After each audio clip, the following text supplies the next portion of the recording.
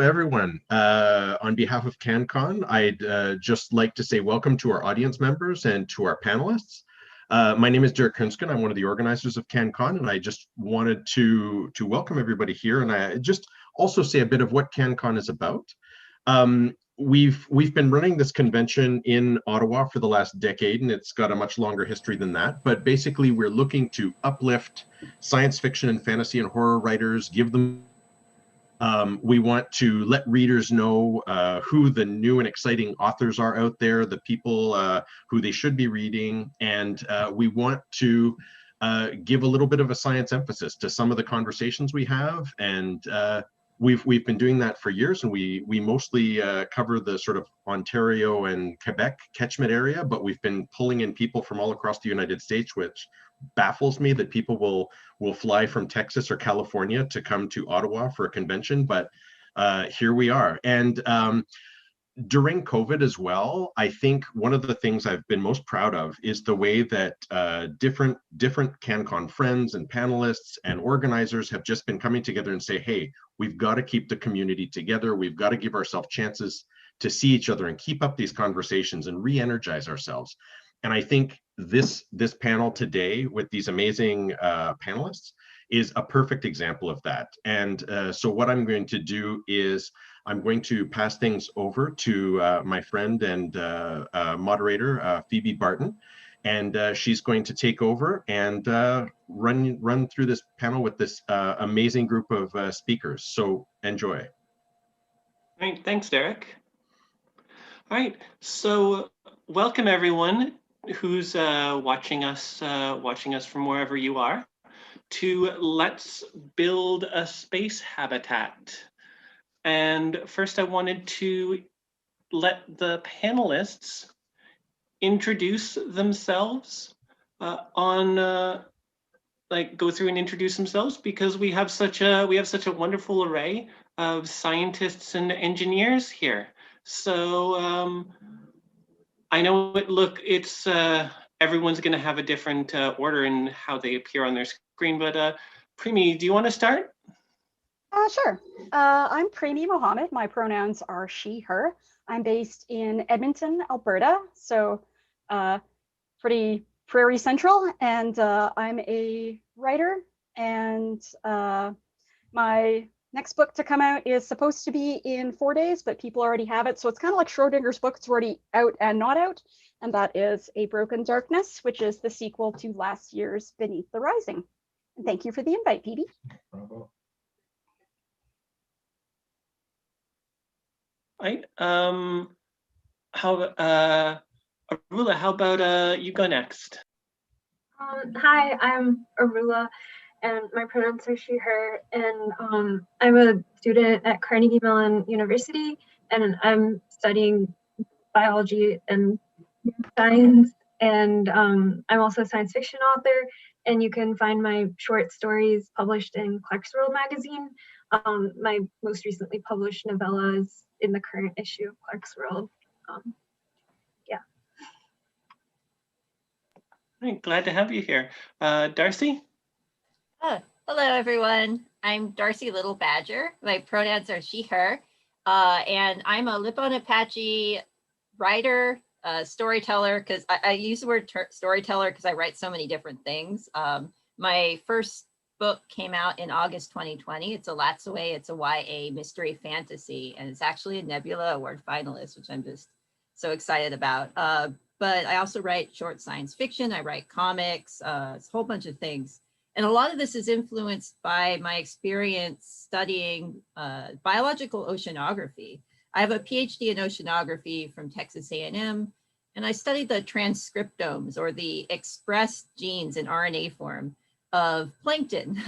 But I also have a geoscience degree. And this is just a really cool topic because as a science fiction writer, I once wrote about 40 chihuahuas in space. They're en route to Mars, essentially. And I just gotta say that story would not pass peer review, but it's really fun to talk with other like science fiction authors who are also scientists and just kind of get some inspiration for how the world may be or how space might be someday. All right, and Eric? Hi, everyone. Good afternoon. I'm Eric Choi. My pronouns are he, him. Before I go any further, I just want to emphasize the congratulations again, and just to emphasize the sheer awesomeness of this panel. So Darcy Little Badger being an Andre Norton finalist, and our moderator, Phoebe, being a Nebula finalist herself. So bravo to everybody. I was born in Hong Kong, and I currently live in Toronto. I'm a graduate of the engineering science program at the University of Toronto with a specialization in aerospace engineering. And that's where I've spent most of my sort of day job, I guess you would call it. No novels for me. I'm a short fiction writer, and by that I mean short length fiction, and I'm actually physically short myself, which I've argued makes me more suitable for spaceflight than perhaps others, because I take up less room and eat a little less as well. I'm a short fiction writer again, and I guess recently I was very pleased to learn that I'm a finalist for the Analog AnLab Award. So this is basically as voted on by analog readers of their favorite stories for the year. So see what happens later this year. And in my day job, I do work for a space-related company, so it's called GHGSat, so hence the merch here. So this is actually one of these new space companies that you've probably heard of, and it's actually a Canadian company headquartered out of Montreal, and we're deploying a constellation of satellites for global greenhouse gas monitoring in support of the carbon or soon-to-be decarbonized economy. All right, and I'm your moderator, Phoebe Barton. I am neither a scientist nor an engineer, but I do read books and write short stories. I've had stories in Analog and Lightspeed, and I am up for a Nebula this year with Best Game Writing, which certainly came as a surprise to me. But you are here to listen to our panelists talk about all of this fun stuff regarding space habitats, especially in terms of how it goes along with their various expertises. So I am going to be watching the chat as well. So if you do have questions, please feel free to place them in the chat. But for now, I just wanted to start with a question to the panel. What's something you think that is a really important factor in building a space habitat that isn't given nearly enough attention as it should have?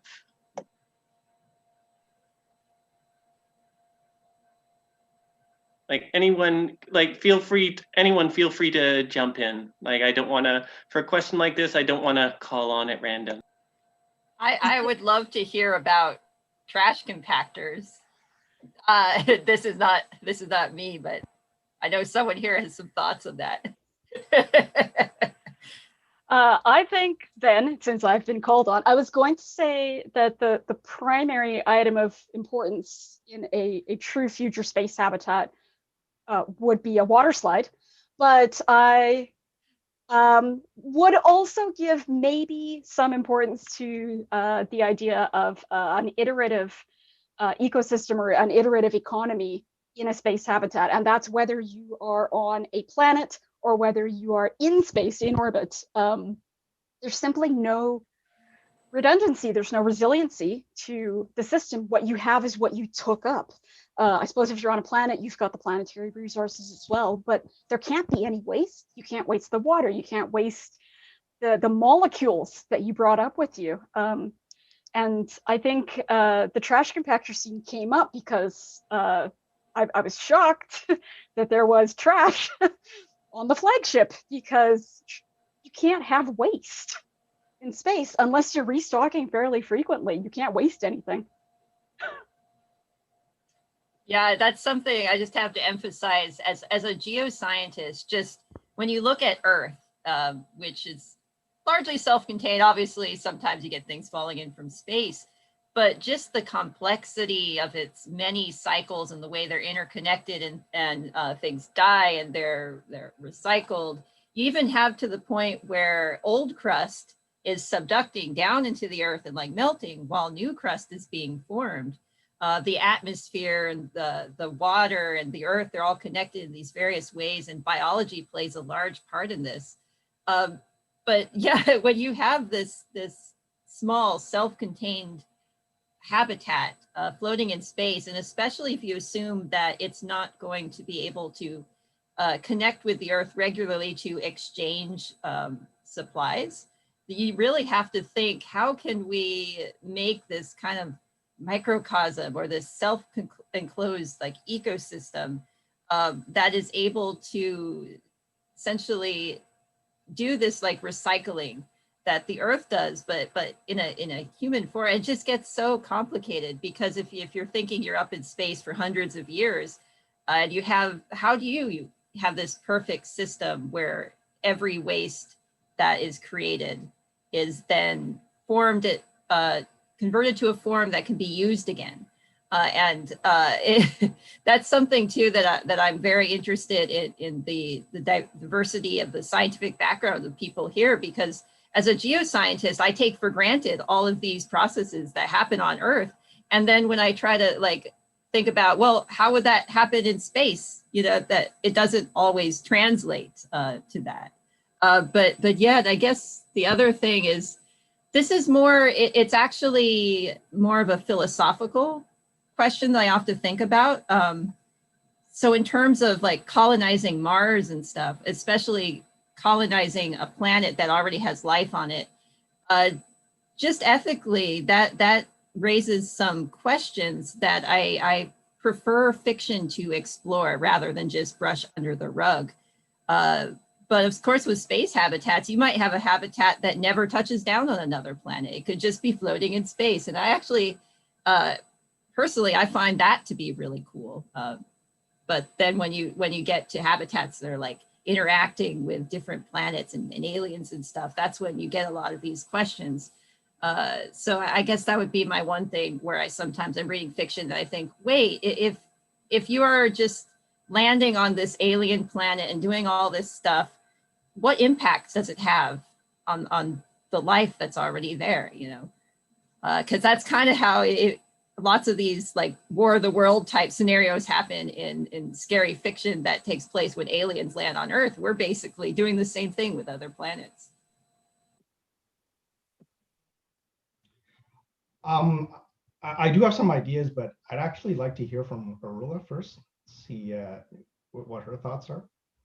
Yeah, Arula, what do you want to bring to this? I guess, I mean, I completely agree with, I think we should think about what the perspective of other places that we're kind of encroaching on would be, like what pathogens would we bring to a new environment, not just like what things would affect us. I think that is probably the biggest, you know, concern. And also like the entire idea of like terraforming a place, like when we don't even really know yet how to recognize life or what to look for, how to recognize intelligence or what to look for. I mean, I think that's just, I don't know, I feel like that involves a lot of human arrogance and ignorance that I think we should definitely think about. I also think from what Darcy was talking about with the different like systems that interact on Earth, I think a really important one that we need to look at is like Earth's magnetosphere, and how in like a long duration space flight and things like that, you'll get a lot of ionizing radiation that isn't really affecting the Earth, because on Earth it's deflected by the magnetic field. And that, you know, is especially dangerous because it actually has the ability to strip material atoms of their electrons as it kind of like goes through it, because it has such high energy. And also this radiation, when it interacts with like our DNA, it can like cause DNA damage. It can create these things called reactive oxygen species, which turn one type of nucleotide into another type of nucleotide, you know, whatnot. I think that's something we should really look at and figure out how to deflect this radiation in space habitats. I totally agree with that. Radiation is one of the things that is, I think, understudied, and especially if you look at an environment like Mars that everybody thinks you should just walk out there. That's actually a high radiation environment for the reasons that Rule has enunciated, because there's no shielding magnetic field or just like a residual paleomagnetic field. I think the question, if I recall correctly, Phoebe, was sort of what's sort of neglected when we think of like a space habitat. So you asked for one, but I'm going to cheat a little bit and offer two. So one is engineering related and one is not. The one that's engineering related is a lot of people forget about thermal control. Everybody talks about power and shielding and propulsion, whatever, but thermal control is just as important, and not perhaps in the way most people think. That people think that space is cold. It's like con, right? It's very cold in space, but actually, of course, space doesn't have a temperature because it's a vacuum. But in fact, rejecting excess heat or waste heat is an equally great problem. If you were to look at, as a modern example, the International Space Station, and you would just look at a picture of that, the first big things you see are these massive solar rays, and then the second biggest structure, in fact, the radiators to reject heat. So that's the engineering one, and the non-engineering one, which is something you could sort of blame as well on people like me, is just simple aesthetics and ergonomics and livability. So if you again take the modern example of the International Space Station and you look at it inside, yeah, I know it looks kind of cool and it's kind of functional, but let's face it, it's kind of ugly, right? And we want colors, and we want we need art. We're human beings, and I think that there's part of ergonomics and artistry and comfort that are missing in space designs and need to be there. I think that's especially important also to avoid things like depression and other mental illnesses in space. Incorporating beauty into the design of a space habitat and making something feel more like a home than like okay, this is an environment that can kill me, would really help with, I think, mental health. And I mean, that's something I can get into later, like neuropharmacology things, but yeah. Yeah, I think about that too in terms of, I always, when I was a kid, I wanted to be an astronaut, and it took about 8 minutes for me to realize, okay, well, if I'm up there and I'm working and socializing, and then I want to get away from people when I'm done doing that, I can't do that. There's no privacy on these things. There's no solitude. You're always with somebody. You can't really get away. We have to be able to design these habitats to allow people to fulfill their basic psychological needs. If you're always surrounded by people and don't have the option to not be surrounded by people, there's going to be a whole bunch of space murders. Detectives in space. No, and can I just add, so I've been thinking about that a lot this past year because of this is probably similar to a lot of places, but living in Connecticut during this pandemic, essentially we've been on lockdown for a year. And if I don't get outside at least every day into the sunshine, it makes me want to like claw my hair out. So one thing I've found, and that I'm thinking how this would apply to space stations, I got this VR set, and even just tricking myself into thinking I'm in a vast environment, and I do various programs, Beat Saber, where you're just like swinging your arms around at arrows.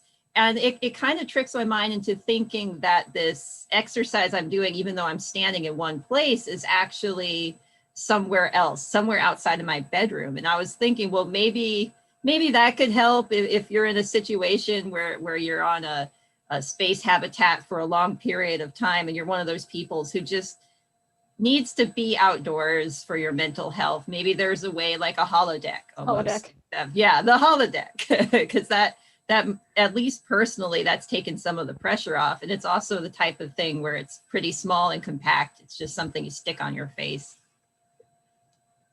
I completely agree. I think ultimately being outside, you don't actually need to be outside to be outside. Your brain just needs to receive the same signals, the same sort of photons and sound waves and, somatosensory signals to process things in the same way. That doesn't actually require those things to, I guess, exist in the reality around you.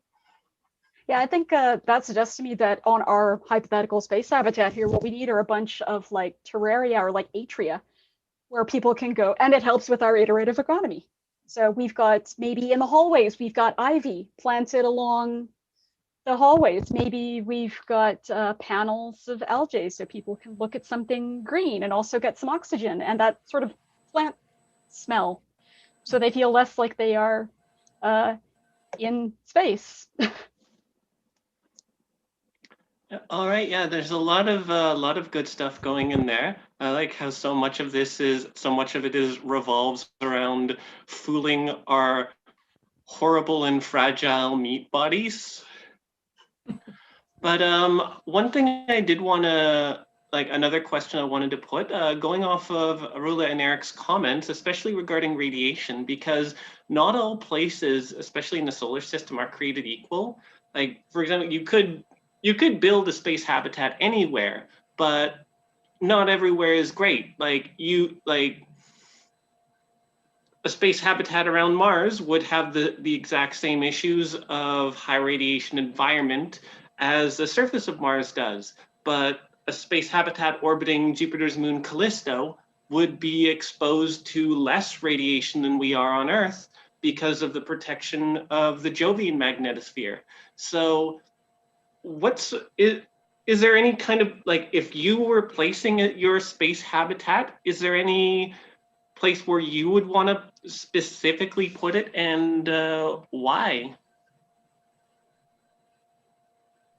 Can I actually, so ionizing radiation, and I just want to make sure I understand it correctly. They're essentially particles, like a lot of them are protons, but there's like heavier, that have been stripped of electrons and they're just traveling super, super fast. And so the reason this magnetosphere or the magnetic field on Earth kind of protects us is that they're charged particles, so it deflects them. Am I getting that right? I'm just, in that case, I'd say that being in orbit around some sort of planet or maybe even a moon that has this protection from ionizing radiation would be great, not just for the people living there, but also for any sort of forms of life that might be affected at a molecular level by the radiation. Until we have some sort of way of maybe actively shielding a habitat. I know there are some different types of, and I'd like the engineers maybe to get into this more, where potentially you could shield your habitat using the like a generate electrical field or something, but that's a work in progress, if I understand correctly. Yeah, I know last year when I was on a panel about this, to get around, and this was Mars specific, to get around that issue, everybody's idea was if you wanted to build a habitat on Mars, you'd go underground so that the planet itself shields you. And they use the term lava tubes a lot. And I was like, I want to live in a lava tube. Why can't I go live in a lava tube? But yeah, with my background of genetics, I think about radiation lot more probably than I ought to, and it is a problem. You even hear interviews with the guys on the International Space Station when they go out for spacewalks. Initially, a bunch of them were complaining about little flashes in their eyes when they were out there, and people were like, "Oh, well, is that low oxygen?" It's actually the cosmic rays that go through your helmet and hit your retina and cause a flash of light. And they're like, "Oh, that's probably not good." And then you have to think, and I think Darcy and I was mentioning this yesterday as well, the effect on the plants that we have to grow to live on these habitats. How do we protect our plants? Is there a way to make them genetically more resistant? Chernobyl's not a wasteland. Is there a way to bring the essentials with us to be able to genetically modify plants while we're up there? I want to live in a lava tube. I don't mind living underground if I'm living on another planet. Do you have anything to add, Arula?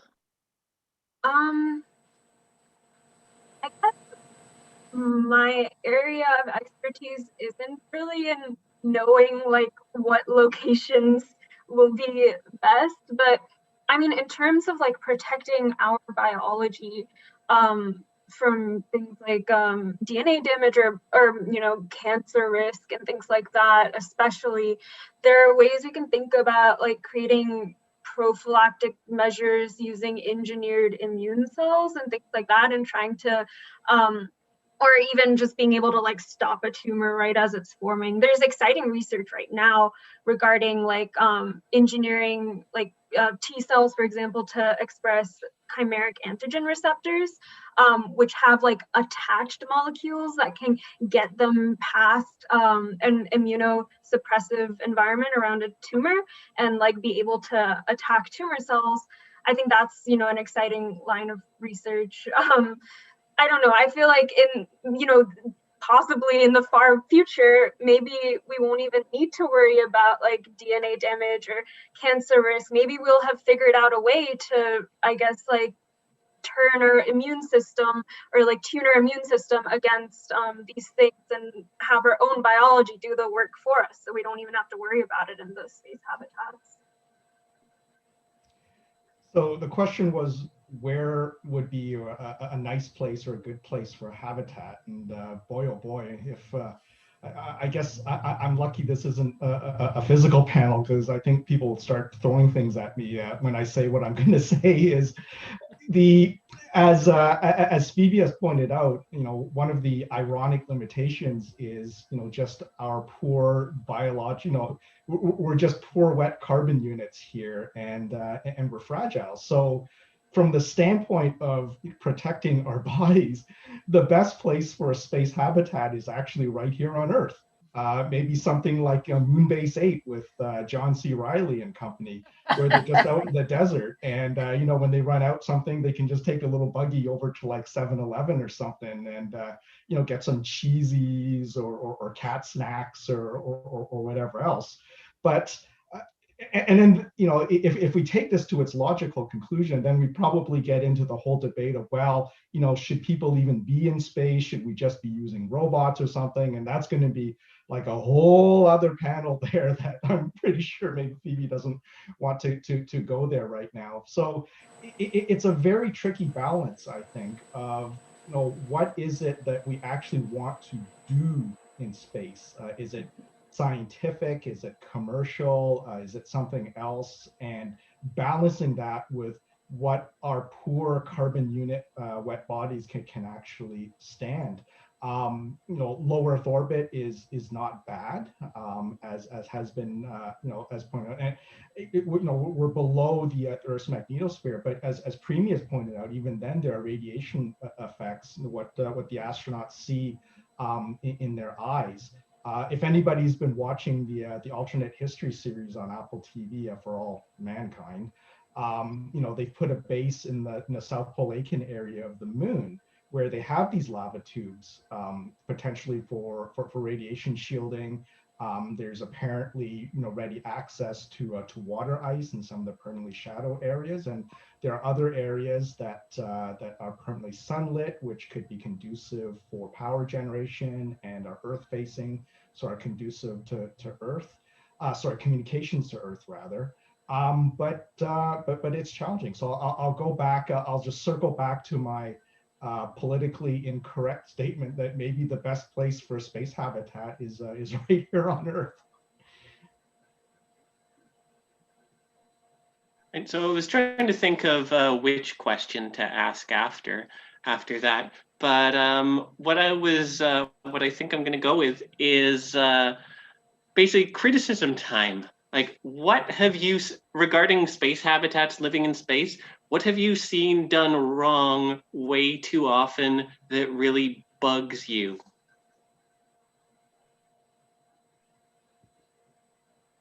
And why? I don't know. I think I'm going to go back to what Eric was saying earlier. I don't think I've seen any space habitat that genuinely looked like a house I would want to live in.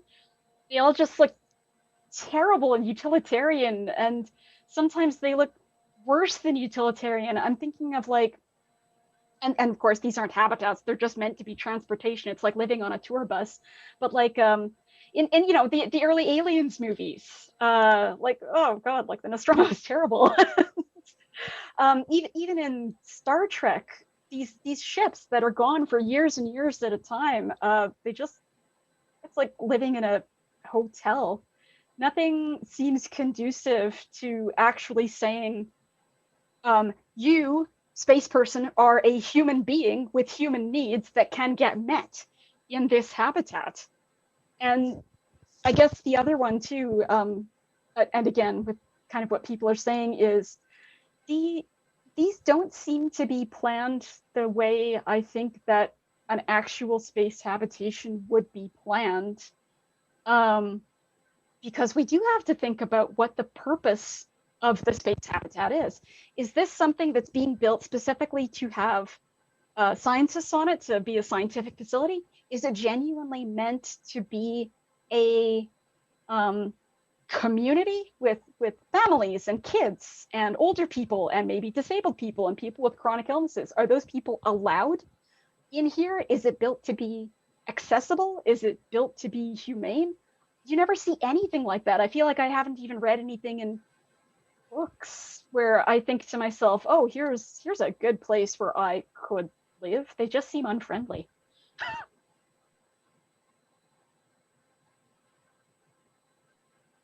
Yeah, I'm so I've and I mentioned this earlier on a radio interview, but I'm the type of person who, when it comes to like science and technology in my fiction, I suspend disbelief, pretty easily, as long as the inner universe laws are consistent. But kind of like we've been talking, just thinking about my experience as a scientist working with other scientists in academia, there will be a lot of petty stuff going on, especially if you're stuck in space with people. So I like it when the fiction kind of explores how we are humans and how humans in space might amplify some of these issues that we have. Like Privy mentioned, you don't really have that privacy. But other than that, like I really don't care if there are things like food replicators, as long as you don't do the thing where you're like, okay, this can only replicate food, and then like for one moment it can also replicate weapons, and then you never mention it again. Don't do that. Keep your laws consistent of your magical fantasy, sci-fi world.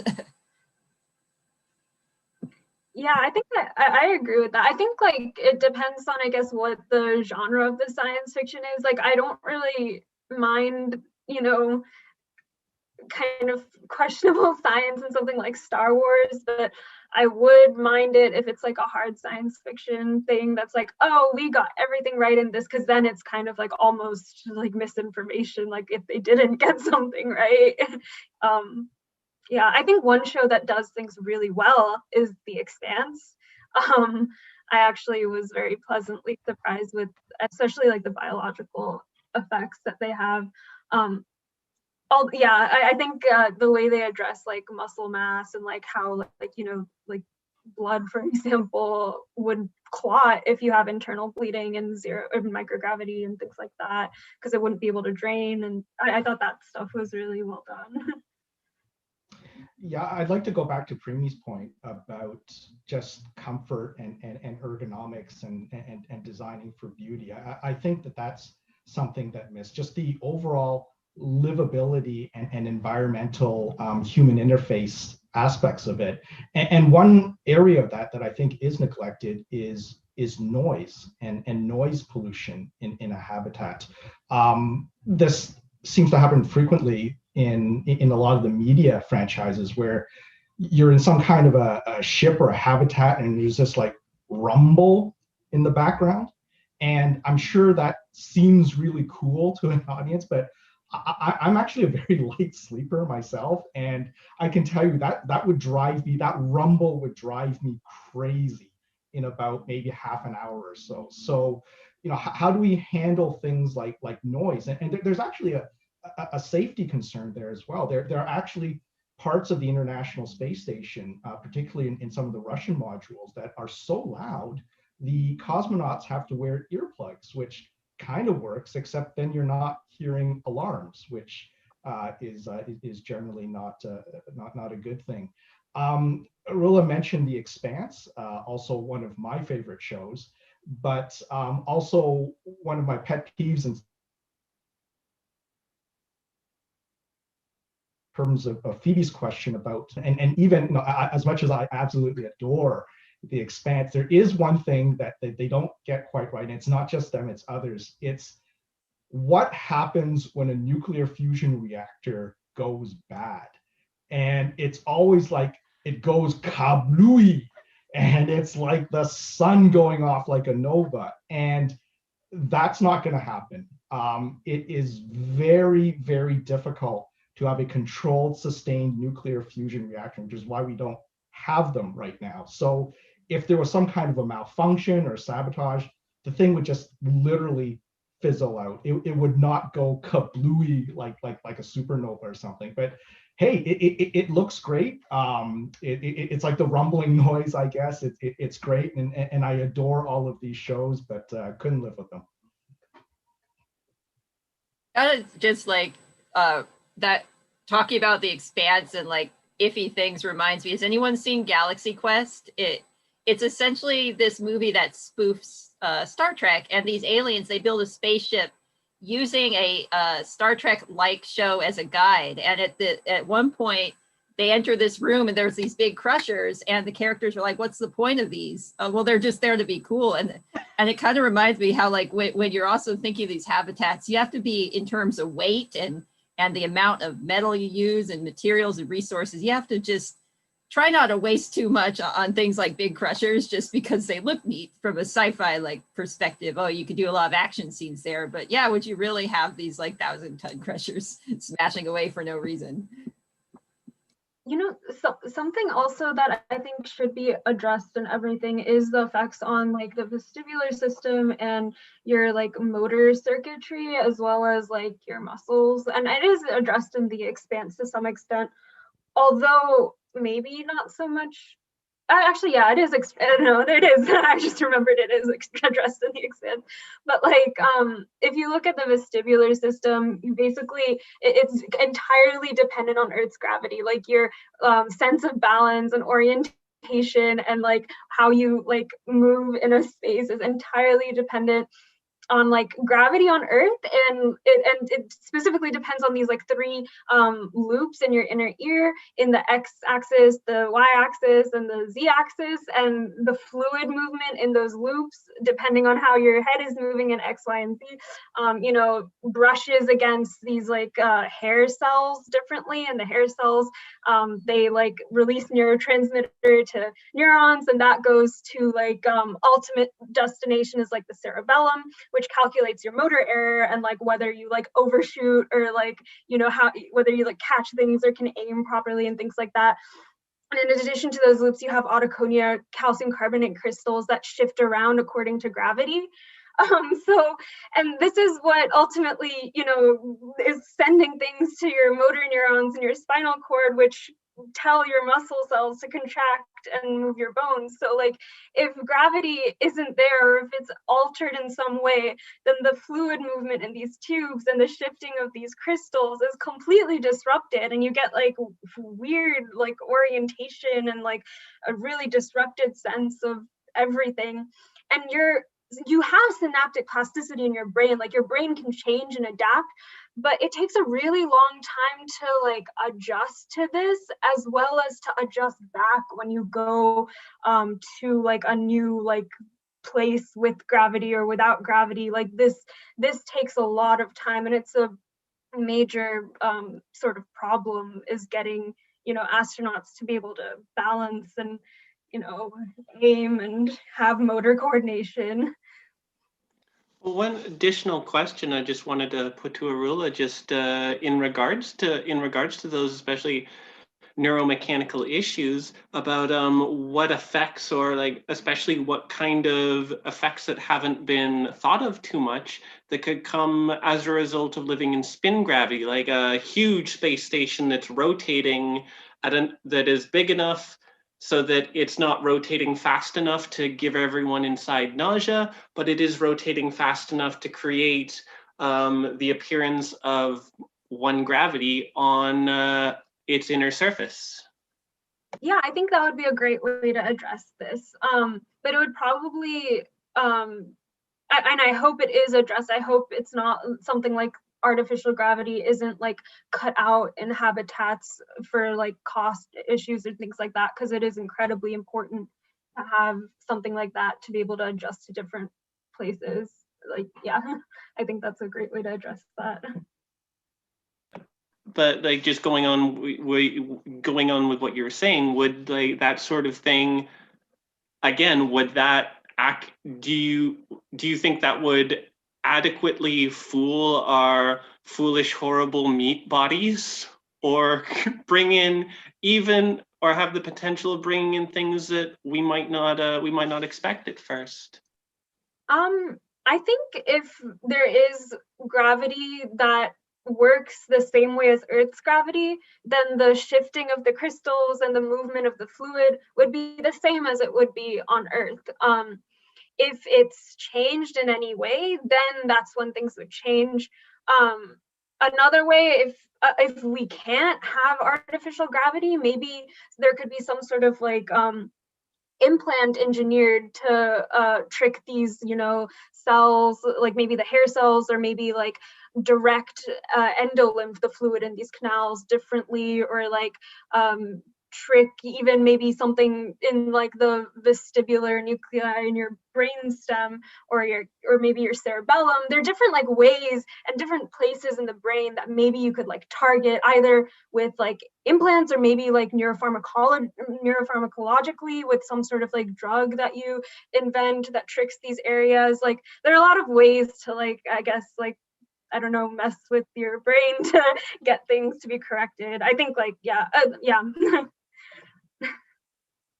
All right, well, we're starting to see questions coming in from the chat, so I wanted to put some of those to you. So we have one from Chris McLaren. I keep thinking about Preemie's initial comment on the water slide. We focus a lot on how to make habitats that protect us from the environment, and maybe on how to protect us from each other.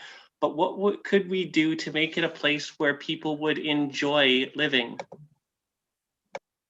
Well, I think the water slide would help, but I think, yeah, as we've discussed, virtual reality, the atriums or terrariums, maybe letting people have pets, access to sunlight that doesn't give you 50 kinds of cancer.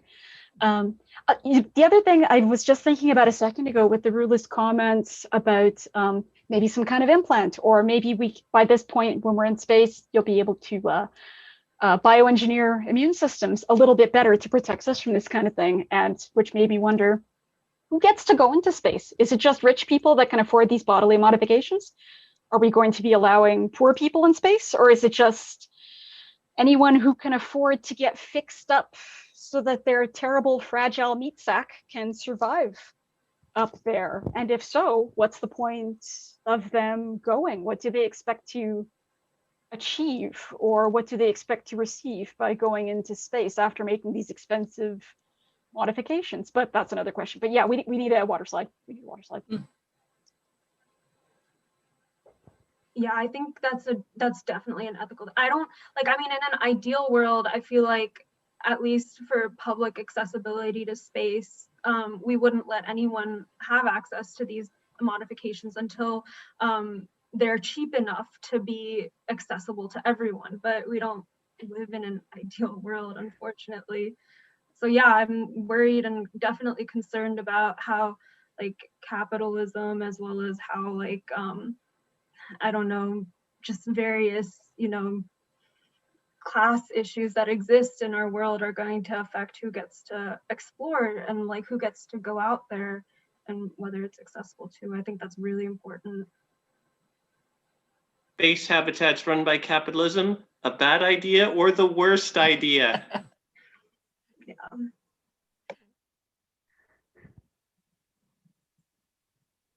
Eric, Darcy, do you have any input on that? Oh, to make space habitats fun.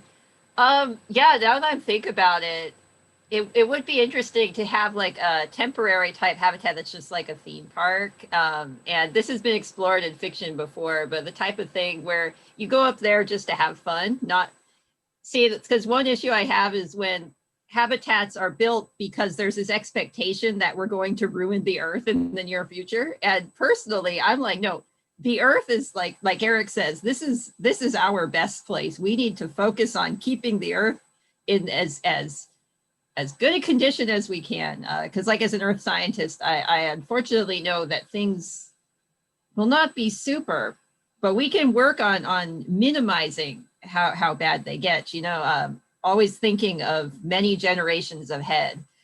But I do like space habitats where we assume, okay, we've done a good job. We're taking good care of our earth and communities. So why not have a habitat where people in this future can go up and just enjoy themselves and go on that water slide that loops around and around and around. Oh, I would love that. I love that thing where you get like a you're on a river and you have like this little donut that you just sit on and you just float on the river. Yeah, that would be amazing in space. Actually, and that made me think of, thank you for that. I think another thing that might be necessary on these habitats is the ability for people to go on field trips or to travel. So you're not just on your habitat or your generation ship or whatever. You can go pay 50 space bucks and go on a spacewalk for an hour or something supervised, and then come back in. And maybe you can go rent a shuttle and go on a ride and hang out on an asteroid for a while and be able to come back. I mean, I can't speak for anybody else, but this year not being able to travel further than literally the post office has been pretty tedious. And I think the loss of that on a long-term space habitat would really bother me. And fun is actually incredibly important for our nervous system too. Like making sure you're in peak mental health and like emotional health is important for your physiological processes. I know, for example, like in studies of memory, one of the ways that you can get like memory impairment in a mouse or like is to basically give them depression, and that if you give them and if you give the mouse depression through a mechanism called like social defeat, then they'll you actually see that in their hippocampus, which is a crucial center for like memory and episodic memory encoding. This part of the hippocampus called the dentate gyrus, which experiences which is one of the only places in the brain that experiences like the birth of new baby neurons. The baby neurons like stop forming, and like you don't get any more, and that impairs like memory. And it's like it's mental health is so important for being able to function and actually be able to like think and attack problems and solve problems. So I think fun in space is going to, it might even save your life. I couldn't agree more. And a lot of it, I think, comes back to, well, people like me as engineers just focusing on the technology of it and the hardware of it and just physical existence. But in fact, equally, if not more important, beyond the physical health is the mental health and the emotional health and the cultural health. And to that end, in terms of fun and comfort and living ergonomics, I would argue something that is perhaps neglected things to think about is food and the quality of food, not just as basic nourishment, but physical nourishment, but emotional nourishment and cultural nourishment. That there are foods and options and meals that are culturally appropriate to the different people that are going to be out there. And remember that also that having a meal is an activity of social bonding and social cohesion. So, all of these come together that, when we're out there, that we're not just sorry, forgive me, it's a cliche. We're not just surviving in space, but truly living in space in all that word should mean. And no, totally super important. Like, it reminds me of there's the game Surviving Mars, which at first makes you think about the whole, like, that's what it's focused on. But when this game, when you're building the domes for the people who live there, some of the important buildings are the diner and the space bar, which is very important. So I think we've got time for one more question from the chat. And Tyler Goodyear says, my work is about warning labels. How many warning labels do we need on stuff in a space habitat compared to our homes, given the consequences of a boo-boo may be quite high? Just speaking as someone who has worked in a variety of different labs and industrial settings, those unfortunately become wallpaper to a lot of people after like a week. So I would say the initial answer would be everywhere. But I don't know that they're going to help. It's just going to be the case that boo-boos have to be engineered as best as possible to be prevented so the human error cannot blow up the entire habitat, etc.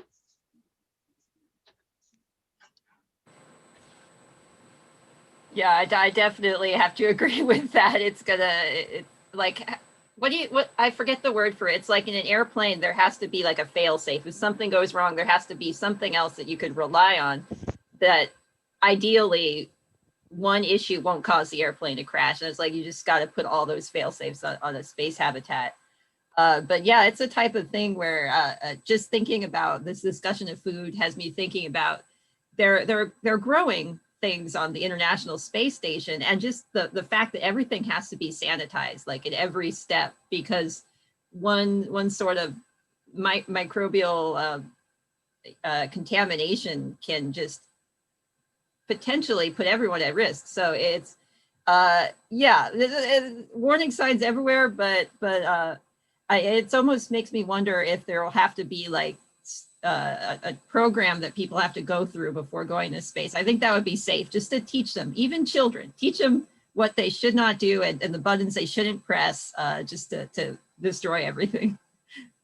I mean, I think if you like get it into their heads that like they'll die if they do something, they won't do it, hopefully. You think that, yeah. but I think this pandemic has proved otherwise. Yeah, I really think you need engineered prevention. It can't be that, okay, well, our summer student fell into that open excavation because he wasn't thinking or wasn't looking. It's that we didn't put up a barrier to prevent the summer student from falling into the open. This is a hypothetical. And he was fine. But the thing is, you have to put up a barrier, and it has to be high enough that the summer student can't just step over it, that kind of thing. So the program says don't press the button, but they also make the button inaccessible. So the button cannot be pressed. You can't rely on human judgments. And I don't think you can rely on it in space under high stress situations, and maybe in cases where the blood flow to your brain is a little impaired. that's true. Yeah, you're definitely right there.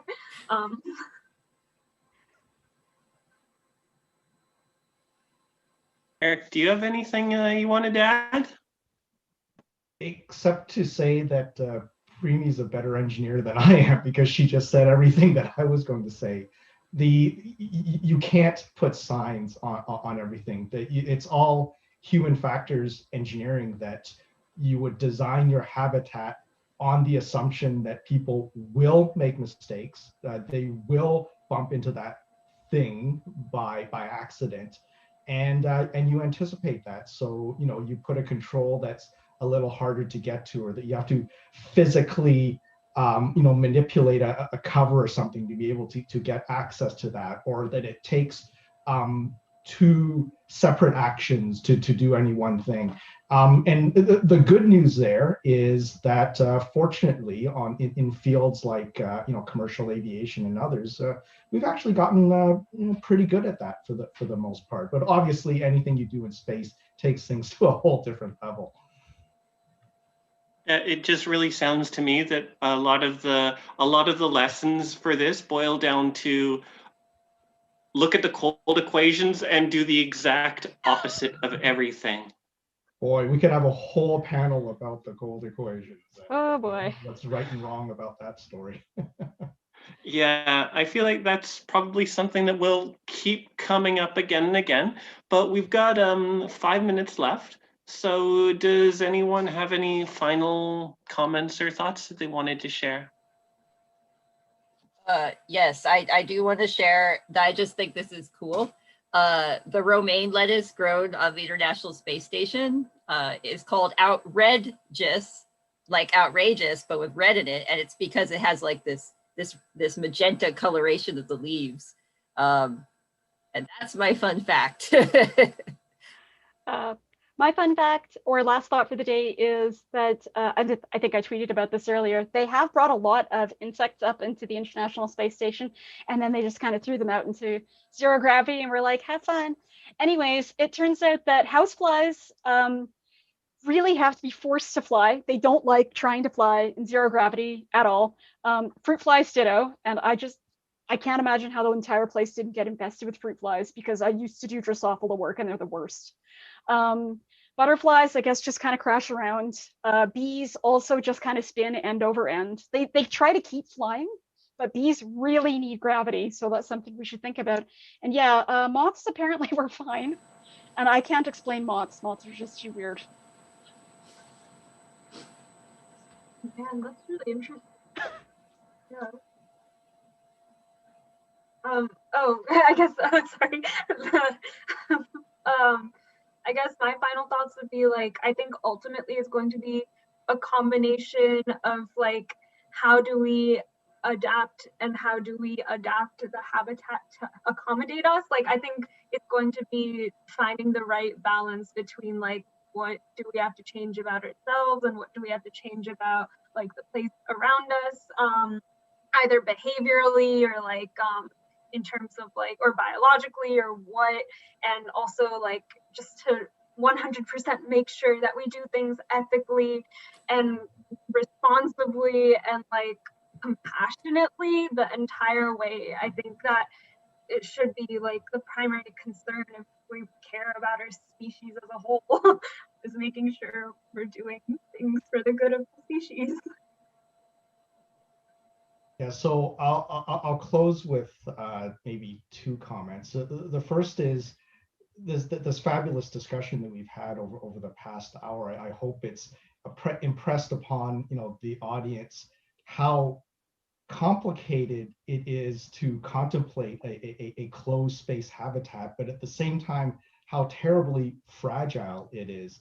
And then we can visualize all the interdependencies and fragilities of that in this small way, but also not to forget that the Earth as a whole is an equally closed and fragile system. And perhaps one hope that I would have is what lessons we have in terms of contemplating what we do for space habitat, that we could take some of those lessons and improve the space habitat that we've already have right now, which is the planet Earth. And the second thing I want to say is just thank you to all of the wonderful panelists and to Phoebe for this really, really fun thing to do on a Saturday afternoon. So thank you so much. I was glad to be able to have everyone here and talk. And in our last minute and a bit, did anyone want to just do any quick personal things that they want to tell the audience, like about website or what you're working on or what's coming up next? Sure. I guess I'll go. My next book is coming out this October 2021, and it's called A Snake Falls to Earth. And it's a two-world fantasy based on Lipon Apache storytelling structures and conventions, but half of it actually takes place in near future Earth. And I do kind of consider, how in a fantastic way, we have to cope with changes in the environment. And I draw upon a lot of my geoscience background. So if you're interested in that, that might be for you. If you're interested in reading like my hard science fiction novella, which draws a lot on my like biology and neuroscience background, you can read it for free at Clarkesworld magazine in this current March issue. And it definitely looks at things like whether or not we would even recognize intelligence when we come across it, and how we would would we exploit it, would we not exploit it, and things like that on our own planet. So yeah. I have 2 books out this year, These Lifeless Things with Solaris Satellites, and A Broken Darkness, which here, oh, and here's the cover of the other one. They tell you to keep them next to you. And I have 2 more coming. And What Can We Offer You Tonight is with Neon Hemlock. That's coming out this June. And it's kind of about capitalism gone terribly but predictably wrong. And it has giant fish in it, which I think everybody likes. And the final one coming out this year is with ECW Press, and it's kind of a post-climate disaster set with a community living at the U of A, and is called The Annual Migration of Clouds. So watch out for that one in September. So I'll have a new story out next year in an anthology edited by Lucas Law and Susan Forrest called Seasons Between Us. It'll be a murder mystery at the University of Toronto that involves quantum physics. And I would be remiss if I didn't do a shout out that Arula and Preemie and myself are going to be in another Laxa anthology, hopefully next year, called Life Beyond Us. And this will be an anthology edited by Julie Novakova with stories about astrobiology.